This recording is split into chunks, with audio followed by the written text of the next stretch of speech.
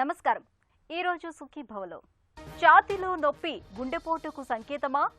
డెల్టాతో పెరుగుతున్న రీఇన్ఫెక్షన్ ముప్పు, శక్తినిచ్చే డ్రై ఫ్రూట్స్, మోకిలు మార్పిడి తర్వాత జాగ్రత్త. ఇంకా హెల్త్ టిప్. ఛాతీలో నొప్పి అనేది ఇప్పటికీ మన దగ్గర పెద్ద డైలమానే. అది గుండెపోటేమోనని కొందరు కంగారు పడిపోతే, మరికొందరేమో అది ఒట్టి గ్యాస్ నొప్పిలే అని పెద్దగా పట్టించుకోరు. నిజానికి తరచూ వచ్చిపోయే ఛాతీ నొప్పిని అది కొద్ది మోతాదులో అయినా సరే నిర్లక్ష్యం చేయకుండా వెంటనే ఈసీజీ వంటి పరీక్షలు చేయించుకోవటం మేలు. ఛాతీలో నొప్పిని డాక్టర్లు యాంజైనాగా పిలుస్తారు. యాంజైనా గురించిన పూర్తి వివరాల్ని ఇప్పుడు తెలుసుకుందాం.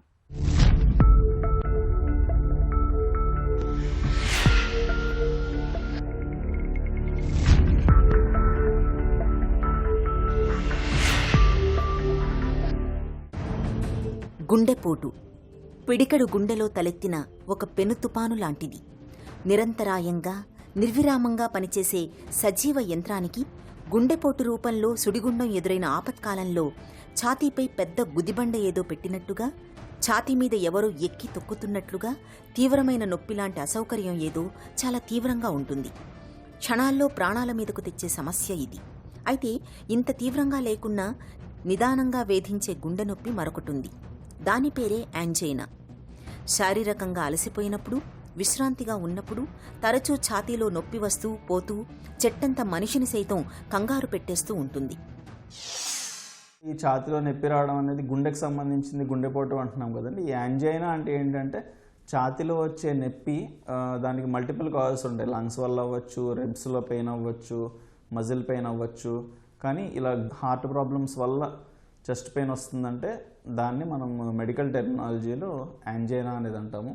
అది పేషెంట్స్ డిఫరెంట్గా డిస్క్రైబ్ చేస్తారు. కొంతమంది ఛాతీలో పెద్ద బరువు పెట్టినట్టు, భరించలేనంత నొప్పి వచ్చినట్టు, ఇవన్నీ డిఫరెంట్ ప్రజెంటేషన్స్ ఆఫ్ యాంజైనా. ఈ గ్యాస్ నొప్పికి, గుండె నొప్పికి డిఫరెన్షియేట్ చేయడం అనేది చాలా కష్టం అండి. చాలామంది ఛాతీలో నొప్పి వస్తుంది, లేకపోతే ఈ పై కడుపులో నొప్పి వస్తుందంటే అది గ్యాస్ నొప్పి ఏమో అనుకుని హాస్పిటల్కి వెళ్ళడం డిలే చేస్తారు. కానీ అది చాలా వరకు గుండె నొప్పి అవ్వచ్చు. సో ఎవరికన్నా సరే గ్యాస్ నొప్పి అని అనిపించిందంటే ఫస్ట్ ఇమీడియట్గా నియర్ బై హాస్పిటల్కి వెళ్ళి డాక్టర్ని కన్సల్ట్ అయ్యి ఈసీజీ తీపించుకోవాలి. అది హార్ట్ పెయిన్ ఏదైనా పెయిన్ వచ్చినప్పుడు గ్యాస్ నొప్పి అని నెగ్లెక్ట్ చేయకుండా, అది హార్ట్ అటాక్ కూడా అవ్వచ్చు. సో అందుకే డెఫినెట్గా హాస్పిటల్కి వెళ్ళి కన్ఫర్మ్ చేసుకుంటే మంచిది. యాంజైనా గుండెను పిండేసే ఈ నొప్పికి ప్రధానమైన కారణం ప్రాణాధారమైన గుండె కండరానికి తగినంత రక్తం సరఫరా కాకపోవడమే. రక్తాన్ని సరఫరా చేసే కీలకమైన రక్తనాళాల్లో పూడికలు, అడ్డంకులు ఏర్పడినప్పుడు గుండెకు తగినంత రక్తం అందదు. దీంతో శారీరక అవసరాల కోసం గుండె ఎక్కువగా పనిచేయాల్సి వస్తుంది. దీనికి తోడు మనం ఎక్కువగా శారీరక శ్రమ చేసినప్పుడు, తీవ్రమైన మానసిక ఆందోళనకు లోనైనప్పుడు గుండె మరింత ఎక్కువగా పనిచేయాల్సి వస్తుంది. ఇలాంటి పరిస్థితుల్లో రక్తనాళాల్లో పూడికల మూలంగా తగినంత రక్తం అందక గుండెలో నొప్పి మొదలవుతుంది. ఈ నొప్పిలో కూడా మళ్లీ స్టేబుల్ యాంజైనా అని, అన్స్టేబుల్ యాంజైనా అని రెండు రకాలున్నాయి. ఛాతీలో నొప్పికి కారణాలు మల్టిపుల్ రీజన్స్ ఉంటాయి. ఒకటేంటంటే ఈ మజిల్ పెయిన్స్, లేకపోతే ఏదైనా హెవీ వర్క్ చేసినా సరే ఛాతీలో పెయిన్లా రావచ్చు. లేకపోతే లెఫ్ట్ హ్యాండ్ పెయిన్, వర్క్ చేసినప్పుడు ఆ లెఫ్ట్ హ్యాండ్ పెయిన్ అంతా మళ్ళీ చెస్ట్లోకి రావచ్చు. ఒక్కొక్కసారి ఏదైనా బాగా స్పైసీ ఫుడ్స్ తిన్నా, లేకపోతే గ్యాస్ట్రైటిస్ ఉన్న, గ్యాస్ ప్రాబ్లమ్స్ ఉన్న వాటన్నిటి వల్ల కూడా ఛాతీలో నొప్పి రావచ్చు. ఇంకొకటి ఏదైనా హార్ట్ అటాక్ కానీ, లేకపోతే ఏదైనా లంగ్స్లో ప్రాబ్లమ్స్ ఉన్నా, ఇవన్నీ causes of chest pain. So angina అనేది ఎస్పెషల్గా మీకు ఛాతీలో ఒక బరువులాగా చెమటలు పట్టేసి చేతుల్లోకి లాగడం, అలా మల్టిపుల్ వేస్లో ప్రజెంట్ అవ్వచ్చు. So any chest pain neglect చేయకుండా నియరెస్ట్ హాస్పిటల్కి కన్సల్ట్ అయ్యి ఈసీజీ అనేది తీపించుకోవాలి. ఇలా ఛాతీలో నొప్పి వస్తున్నప్పుడు కొంతమంది ఇలా నడుస్తుంటే ఆయాసం, నడుస్తుంటే ఛాతీలో నొప్పి అని చెప్తారు. సో అలాంటి వాళ్ళు డాక్టర్ని కన్సల్ట్ అయ్యి ఈసీజీ, ఎకో, ఇంకా టీఎంటీ అనే టెస్టులు ఉంటాయండి, ఇవి చేయించుకోవాలి. అదే కాకుండా రొటీన్ బ్లడ్ టెస్టులు, హీమోగ్లోబిన్, తర్వాత క్రియాటినిన్, ఇవన్నీ కూడా చేయించుకోవాలి. శారీరకంగా, మానసికంగా అధిక శ్రమకు లోనైనప్పుడు వచ్చే నొప్పిని స్టేబుల్ యాంజైనా అని, ఎలాంటి శారీరక శ్రమ లేకపోయినా విశ్రాంతి స్థితిలో ఉన్నప్పుడు కూడా వచ్చే గుండె నొప్పిని అన్స్టేబుల్ యాంజైనా అని పిలుస్తారు. ఈ రెండింటిలో అన్స్టేబుల్ యాంజైనాను ప్రమాదకరమైన గుండె నొప్పిగా చెప్పుకోవాలి. ఇలాంటప్పుడు ట్రెడ్మిల్, యాంజియోగ్రామ్ వంటి పరీక్షలు చేయించుకోవాలి. కొంతమందికి ఛాతీలో ఎలాంటి నొప్పి లేకుండా కూడా గుండెపోటు వచ్చే ప్రమాదం ఉంటుంది. కాబట్టి వయసు పైబడుతున్న కొద్దీ తరచూ ఆరోగ్య పరీక్షల్ని చేయించుకుంటూ ఉండాలి. హై బీపీ, షుగర్, ధూమపానం, మద్యపానం వంటి అలవాట్లు ఉన్నవాళ్లు తరచుగా ఈ పరీక్షల్ని చేయించుకోవడం మరీ అవసరం. యాంజైనాకి చికిత్స అంటే ఇంకా ఈ హార్ట్లో మనం బ్లాక్స్ ఏమైనా ఉన్నాయేమో చూసుకోవాలండి ఫస్ట్. సో హార్ట్లో బ్లాక్స్ ఎలా ఉన్నాయో తెలుసుకోవాలంటే దానికి యాంజియోగ్రామ్ చేయాలి. సో యాంజియోగ్రామ్ ముందు చేయించుకుని యాంజియోగ్రామ్లో బ్లాక్స్ ఉంటే ఎన్ని బ్లాక్స్ ఉన్నాయి అనే దాన్ని బట్టి 1 బ్లాక్ 2 బ్లాక్ అంటే స్టెంట్స్ చేయడమో, లేకపోతే మొత్తం 3 వెజల్స్లో బ్లాక్స్ ఉంటే బైపాస్ సర్జరీ అనేది చేస్తారు. లేదు మైల్డ్ బ్లాక్సే ఉన్నాయి అనుకుంటే మెడిసిన్స్తోనే మేనేజ్ చేయొచ్చు. సో ఈ యాంజైనా అనేది ఎప్పుడైతే సస్పెక్ట్ చేస్తున్నామో మనం హార్ట్లో ప్రాబ్లం అది ఉన్నట్టు, సో వాళ్ళు ఆల్వేస్ కేర్ఫుల్గా డాక్టర్ ఏదైతే ప్రిస్క్రైబ్ చేస్తారో మెడిసిన్స్ అవి తీసుకోవాలి. వాళ్ళకి బీపీ కానీ షుగర్ కానీ ఉంటే కంట్రోల్లో పెట్టుకోవాలి. తర్వాత green leafy vegetables, fruits consumption అది ఎక్కువ చేయాలి. సో ఆ విధంగా మనం మెయిన్గా మెడిసిన్స్ అనేవి కరెక్ట్గా తీసుకుంటే ఈ యాంజైనా అనేది మళ్ళీ రాకుండా ఉంటుంది. ఇప్పుడు హార్ట్లో బ్లాక్స్ ఉంటే కొంతమందికి హార్ట్లో బ్లాక్స్ ఉంటాయండి, కానీ అన్ని బ్లాక్స్కి మనం స్టెంట్స్ చేయం. ఎలా అంటే రక్తనాళాలు ఉంటాయి, ఒక పైప్స్ లాగా ఉంటాయి. ఆ పైప్స్లో ఒక్కొక్క పైప్లో ఒక దగ్గర ఉండొచ్చు బ్లాక్, 2 దగ్గర ఉండొచ్చు, మల్టిపుల్ ప్లేసెస్లో ఉండొచ్చు. సో అలాగా ఒక వెజలో 2 వెజల్స్ ఇన్వాల్వ్ అయితే అప్పుడు మనం యాంజియోప్లాస్టీ అనేది చేసుకోవచ్చు. కానీ మొత్తం 3 వెజల్స్లో బ్లాక్స్ ఉన్నాయి, ఇంకొకటి లెఫ్ట్ మెయిన్ కొరనరీ ఆర్టరీ అంటే హార్ట్లో మెయిన్ వెజల్, వాటి నుంచే ఈ బ్రాంచెస్ అన్నీ వస్తాయి. సో అక్కడ కనుక బ్లాక్ ఉన్నా, సో అలాంటి కండిషన్స్లో మనం బైపాస్ అనేది ప్రిఫర్ చేస్తాం.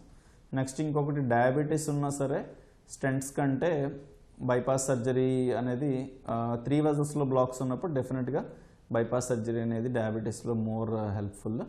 ఇంకొకటి కొంతమందికి చిన్న బ్లాక్స్ ఉంటే స్టెంట్స్ వేయం. అంటే మనం స్టెంట్ ఎప్పుడు వేస్తామంటే యూజువల్గా మోర్ దాన్ 75% కంటే బ్లాక్ ఉంటే మాత్రమే స్టెంట్ అనేది వేస్తాం. యూజువల్గా 50% బ్లాక్, 60% బ్లాక్ ఉన్నప్పుడు దానికి స్టెంట్ వేయాల్సిన అవసరం లేదు. దాన్ని ఓన్లీ మనం మెడిసిన్స్ తీసుకుంటుంటే ఆ బ్లాక్ అనేది కరగదు, కాకపోతే ఆ బ్లాక్ అంతకంటే ప్రోగ్రెస్ అవ్వకుండా ఉండే అవకాశం ఉంది. మోర్ దెన్ 80% బ్లాక్ అలా ఉన్నప్పుడు అయితే మాత్రం ఖచ్చితంగా స్టెంట్ అనేది వేయాల్సి వస్తుంది. ఛాతీలో నొప్పి లాంటి సమస్య ఏమీ లేదు కాబట్టి మాకు గుండెపోటు వచ్చే ప్రమాదమేమీ లేదని అనుకుంటారు చాలామంది. నిజానికి యాంజైనా అంటే ఛాతీలో నొప్పి లేకుండానే గుండెపోటు వచ్చే ప్రమాదం ఎప్పుడూ ఉంటుంది. అలాగే ఛాతీలో నొప్పిగా ఉంటున్నప్పుడు అది గ్యాస్ ట్రబుల్ మూలంగా వస్తున్న నొప్పేలే అని నిర్లక్ష్యం చేయకూడదు. ఛాతీలో నొప్పికి కారణం ఏదైనా కావచ్చు. ఒకసారి డాక్టర్ దగ్గరకు వెళ్లి ట్రెడ్మిల్, సిటీ యాంజియోగ్రామ్ వంటి పరీక్షల్ని చేయించుకోవడం మేలు. గుండెకు సమస్యలు పెరుగుతున్నాయని తెలిసినప్పుడు ఆహారం, వ్యాయామం విషయంలో తగిన జాగ్రత్తలు తీసుకోవడం, కొలెస్ట్రాల్ను అదుపులో ఉంచే స్టాటిన్ మందుల్ని వాడుకోవడం ద్వారా గుండె ఆరోగ్యాన్ని కాపాడుకోవచ్చు. గుండెపోటు ముప్పును చాలా వరకు నివారించుకోవచ్చు. ఆరోగ్యాన్ని బేషుగ్గా ఉంచుకునేందుకు నిత్యం ఆకుకూరలతో పాటు తరచుగా పండ్లను కూడా తినాలని డాక్టర్లు చెబుతూ ఉంటారు. తరచూ పండ్లను తీసుకోవటం అంటే మన ఆరోగ్యాన్ని బేషుగ్గా ఉంచుకోవడమే. అయితే పండ్లలో కూడా డ్రై ఫ్రూట్స్ని తీసుకోవటం మరీ మంచిది. డ్రై ఫ్రూట్స్ మనకు మంచి శక్తిని అందిస్తాయి. వీటిలో యాంటీ ఆక్సిడెంట్ పోషకాల శాతం ఎక్కువగా ఉంటుంది. ఖర్జూరం, బాదం, పిస్తా, వాల్నట్ ఇవన్నీ మన ఆరోగ్యానికి ఎంతగానో మేలు చేసేవే అంటారు డాక్టర్లు. శక్తినిచ్చే డ్రై ఫ్రూట్స్ గురించిన పూర్తి వివరాలను ఇప్పుడు తెలుసుకుందాం.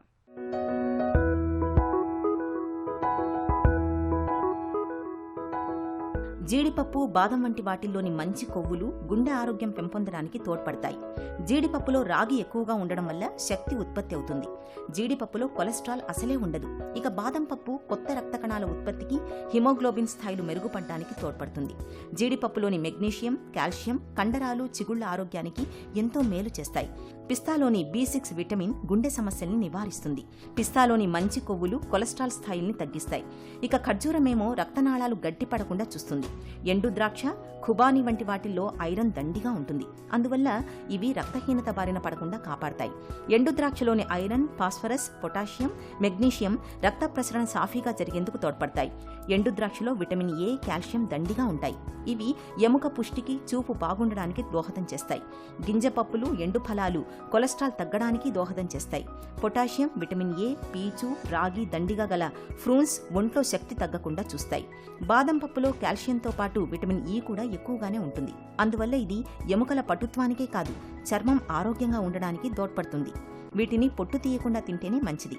ఎందుకంటే గుండెను కాపాడే ఫ్లావనాయిడ్లు ఈ పొట్టులోనే ఉంటాయి. మెదడు ఆహారంగా పేరొందిన అక్రూట్లలోని ఒమేగా-3 కొవ్వు ఆమ్లాలు మెదడు ఎదుగుదలలో కీలక పాత్ర పోషిస్తాయి. వయసుతో పాటు మోకీళ్లు అరిగిపోవటం, ఆపై పోటెత్తే మోకాల నొప్పులతో బాధపడటం మనలో చాలా మందికి అనుభవమే. అయితే మోకీళ్లు మార్పిడి సర్జరీ అందుబాటులోకి వచ్చాక మోకాళ్ల నొప్పులను ఇప్పుడు చాలా తేలికగానే వదిలించుకోవచ్చు. అయితే మోకీళ్లు మార్పిడి సర్జరీ పూర్తవగానే అంతా అయిపోదు. సర్జరీ తర్వాత పూర్తి స్థాయిలో కోలుకునేందుకు ఫిజియోథెరపీ మొదలుకొని వ్యాయామాల దాకా చాలా జాగ్రత్తలే తీసుకోవాల్సి ఉంటుంది. మోకీళ్లు మార్పిడి సర్జరీ తర్వాత తీసుకోవాల్సిన జాగ్రత్తల గురించి ఇప్పుడు తెలుసుకుందాం.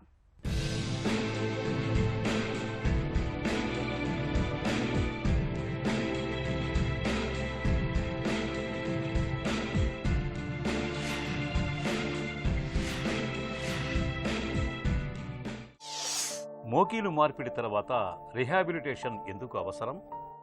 రీహాబిలిటేషన్ అనేది చాలా ముఖ్యం. ఎందుకంటే స్టేజ్ 4లో నువ్వు రీప్లేస్మెంట్ చేసుకుంటున్నాం కాబట్టి సో జాయింట్ ఫంక్షన్ అంతా ఆల్మోస్ట్ చాలా డిటీరియేట్ అయింటుంది. ఎప్పుడైతే డిటీరియేట్ అయింటుందో మజిల్ ఫంక్షన్ కూడా పోయి ఉంటుంది.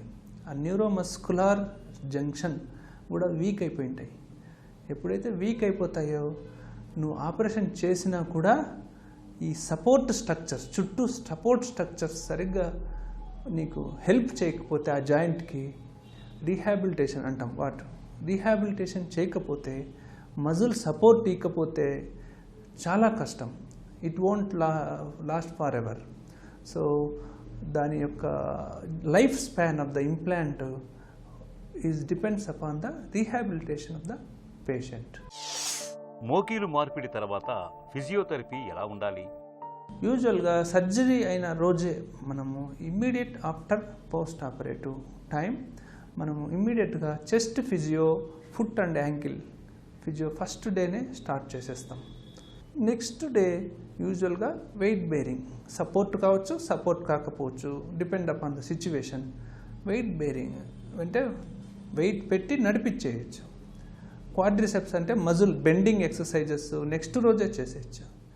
5th డే నుంచి మనం ఈవెన్ ఫుట్ స్టెప్స్ కూడా ఎక్కవచ్చు. By 1 month muscle strengthening exercise చేసుకుంటూ ఈ 1 monthలో మనం వితౌట్ సపోర్ట్ లేకుండా చేసుకోవచ్చు. ఆపరేషన్ కోతల విషయంలో ఎలాంటి జాగ్రత్తలు తీసుకోవాలి? సో స్కిన్ నార్మల్గా ఉన్నప్పుడు చక్కటి ఇన్సిషన్ ఉంటుంది, సో నో ప్రాబ్లం. అదే వేరే కోతలు ఉన్నప్పుడు మనం డెఫినెట్గా మన ప్లాస్టిక్ సర్జరీ వాళ్ళు మనకు డెఫినెట్గా మనకు ఎయిడ్ ఇస్తారు. ఎలా చేయాలి, ఏ కోతలో చేయాలి, ఎంత చేయాలి అనేది డెఫినెట్గా వాళ్ళ సర్వీసెస్ మనం తీసుకోవాలి. వాళ్ళు చెప్పినట్టు మనము ఆ కోత అనేది ఇవ్వాలి. లేకపోతే స్కిన్ ప్రాబ్లమ్స్, ఎందుకంటే నీ జాయింట్ అనేది సూపర్ఫిషియల్, మనం ఇట్లా పట్టుకుంటే కనపడుతుంది. సో మనం అట్లా పట్టుకుంటే కనపడుతుంది కాబట్టి ప్లాస్టిక్ సర్జన్ వాళ్ళ ఒపీనియన్ తీసుకుంటే మనం ఈ స్కిన్ నెక్రోసిస్ అంటే నల్లపడడం, హోల్స్ పడడం ఇవి అవాయిడ్ చేయొచ్చు. ఎనీ సోకేజ్ కంటిన్యూగా అవుతుందంటే సీరియస్ థింగ్ అన్నట్టు. సో అది మనం ఎడ్యుకేట్ చేయాలి. మనకు ఆ ఇన్ఫర్మేషన్ మనకు వాళ్ళు ఏ మొహమాటం లేకుండా, వెరీ ఇంపార్టెంట్, ఏ మొహమాటం లేకుండా డాక్టర్ని కన్సల్ట్ కావాలి. ఇమ్మీడియట్గా ఏదన్నా ప్రాబ్లం ఉంటే నీ రీప్లేస్మెంట్ మళ్ళీ ఓపెన్ చేసి వాష్ చేసేస్తే మనకు భయం ఉండదు. ఫస్ట్ నొప్పి నుంచి ఉపశమనం పొందటానికి ఏం చేయాలి?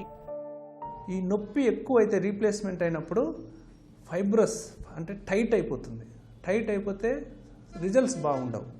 సో అందుకు central pathway, spinal pathway, central అంటే బ్రెయిన్ పాత్వేలో పెయిన్ రిడక్షన్, స్పైనల్ పాత్వే అంటే వెన్నెముకలో లోకల్ పాత్వేస్ అన్నిట్లో మనము పెయిన్ రిడక్షన్ డ్రగ్స్ వచ్చింటాయి, వాడాలి, కంపల్సరీగా వాడాలి. దీన్ని అనాల్జీసియా అంటాం, పోస్ట్ ఆపరేటివ్ అనాల్జీసియా అంటాం. పోస్ట్ ఆపరేటివ్ అనాల్జీసియా చాలా బాగా ఉండాలి, చాలా తీసుకోవాలి. 2-3 months ఇస్తాం మేము ఈ అనాల్జీసియా.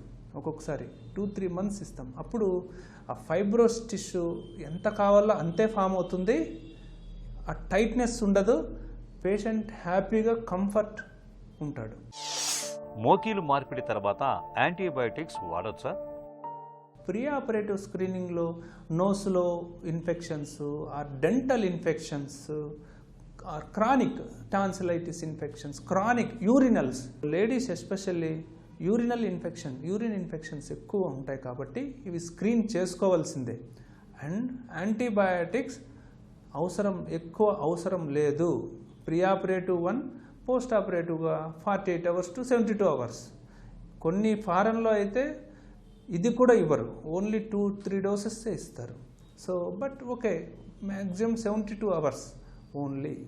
There is no role of excessive antibiotics in the post operative period.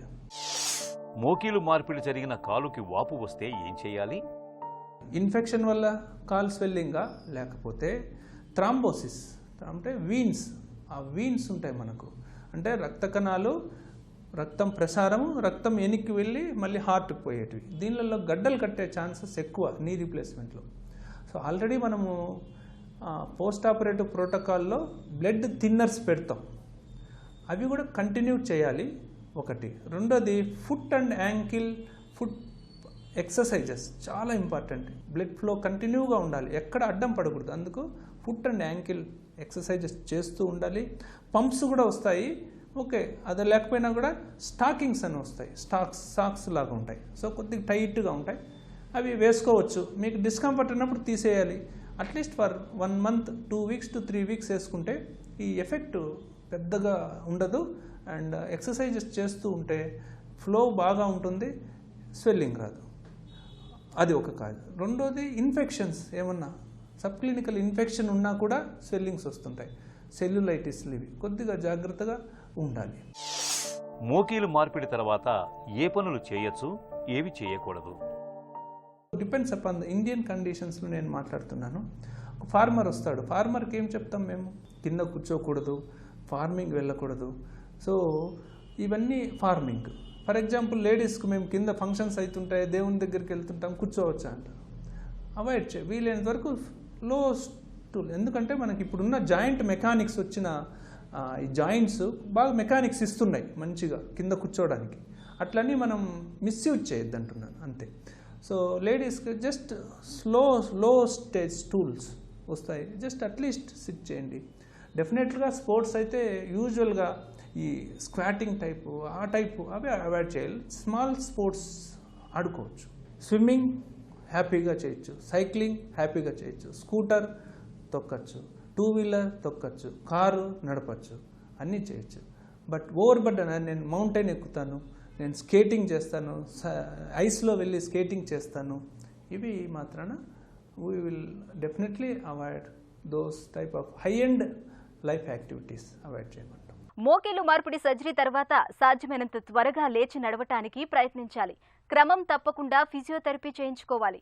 కోతలు, గాయాలు త్వరగా మానేందుకు యాంటీబయోటిక్స్, నొప్పిని తట్టుకునేందుకు డాక్టర్ సలహా మేరకు నొప్పి మందుల్ని మోతాదు మేరకు వాడుకోవాల్సి ఉంటుంది.